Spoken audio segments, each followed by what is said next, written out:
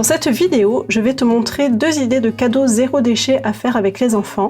Donc c'est idéal pour les cadeaux des maîtresses, mais aussi tout simplement pour le plaisir d'offrir.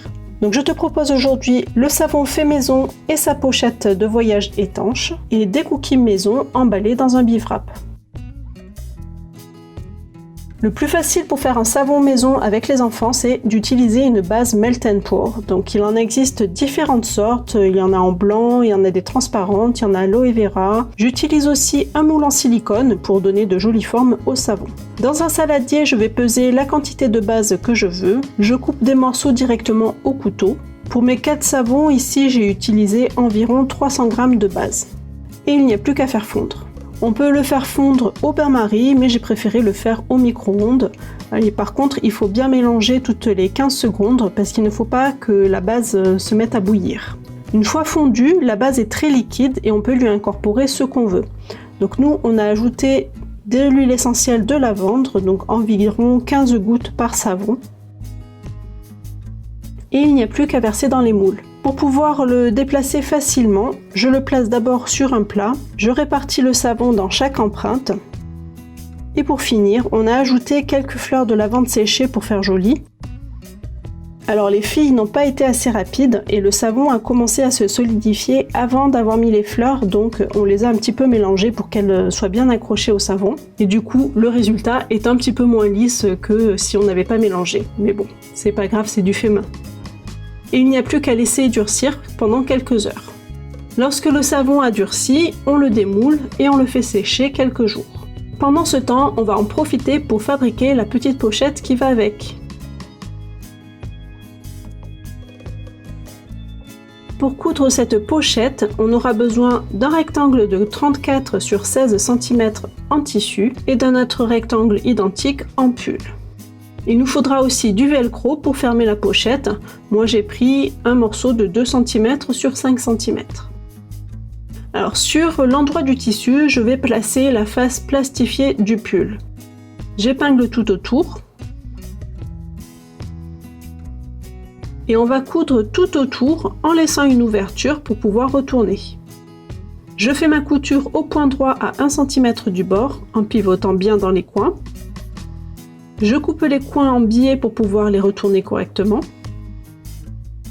Je retourne sur l'endroit par l'ouverture que j'avais laissée. Et en repoussant bien les coins à l'aide d'une baguette. Comme on ne peut pas repasser à cause du pull, de la partie plastifiée du pull, je vais rouler le tissu dans mes doigts pour bien aplatir la couture et j'épingle tout autour comme ça.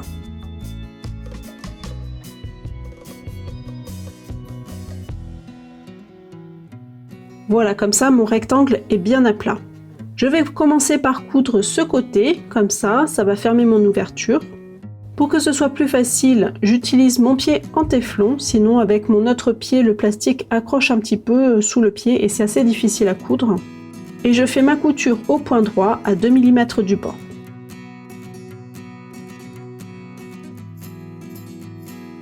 Ensuite, on va coudre un morceau de velcro.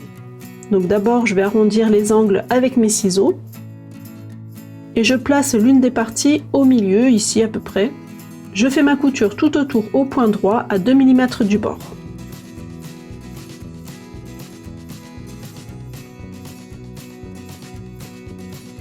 Ensuite, je replie mon rectangle en deux pour fermer la poche. Je laisse dépasser ici 4 ou 5 cm pour former le rabat. Et j'épingle.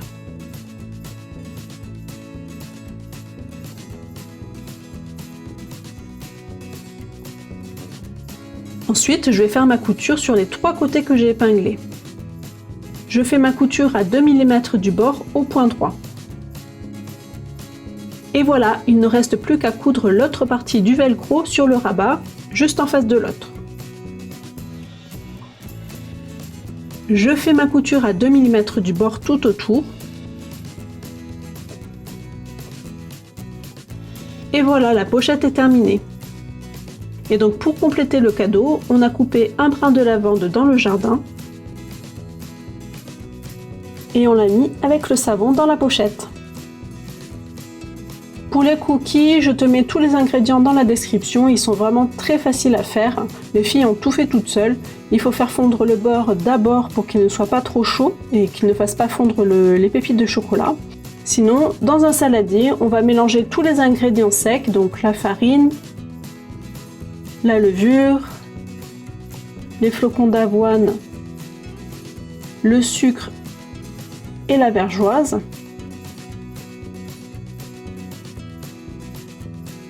On fait un puits, on ajoute l'œuf et le beurre et on mélange. Ensuite, on ajoute les pépites de chocolat et on mélange à nouveau. Et enfin, on fait des boules avec la pâte.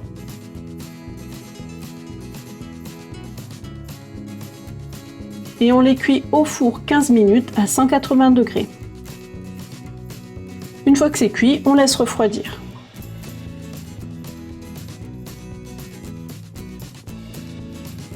Pour les bivraps, j'ai pris des carrés de tissu en coton de 35 cm de côté que j'ai surfilé. Donc ça va éviter d'avoir des bouts de fil ciré qui s'échappent du bivrap. Je pose mon tissu sur une feuille de papier cuisson. Je dépose dessus de la cire d'abeille. J'en mets un petit peu partout, mais pas trop, parce qu'on peut toujours en remettre après s'il n'y en a pas assez. On pose une autre feuille de papier cuisson par-dessus et on fait fondre la cire avec un fer à repasser au minimum. Il faut vraiment que la cire fonde totalement et que le tissu soit bien imbibé.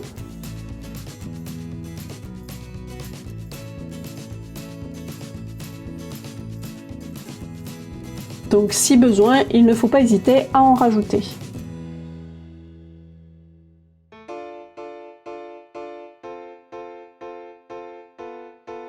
Quand le tissu est bien imbibé, on le laisse sécher et c'est prêt. On peut emballer les cookies dedans. Et comme c'est un cadeau, j'ai créé une étiquette spéciale à accrocher dessus. Donc j'ai rajouté cette étiquette au programme Couture Zéro Déchet sur mon site avec les autres étiquettes, celles des lingettes lavables et des sacs à vrac. Donc n'hésite pas à t'inscrire sur ce programme si ce n'est pas déjà fait parce qu'il est gratuit. Je te mets le lien dans la description de la vidéo. Et voilà, les petits cadeaux sont terminés. N'hésite pas à m'envoyer des photos de tes créations sur Instagram. À la semaine prochaine!